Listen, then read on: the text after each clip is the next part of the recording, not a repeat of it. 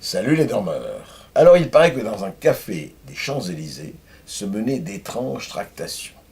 Donc dans une galerie des Champs-Élysées à Paris, dans un café je crois qu'il s'appelait Alzaman, quelques footballeurs rencontraient des jeunes filles et contre quelques paiements en menu monnaie se voyaient offrir des services sexuels tout à fait, paraît-il, appréciables et appréciés.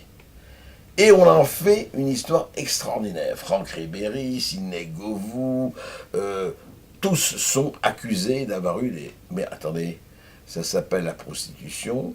Je croyais que c'était le plus vieux métier du monde. Je croyais que c'était dans un pays comme la France et ailleurs accepté, qu'il y avait entre personnes librement consentantes un accord librement consenti. Tu fais l'amour, je paye. En quoi, véritablement, on doit les poursuivre. Pourquoi? Parce qu'il est footballeur et parce qu'il doit aller en Afrique du Sud, il n'a pas le droit de fréquenter une prostituée. C'est quand même assez hallucinant, cette histoire. Depuis quand la morale la plus nauséabonde revient parce que c'est des footballeurs et qu'évidemment on en fait des gorges chaudes?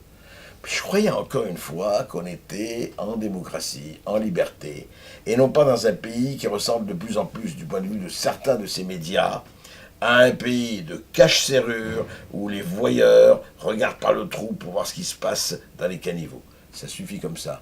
Ribéry, Sinégovou ou d'autres ont le droit de faire ce qu'ils veulent avec leur argent, et les filles qu'ils fréquentent ont le droit de faire ce qu'elles veulent avec leur corps.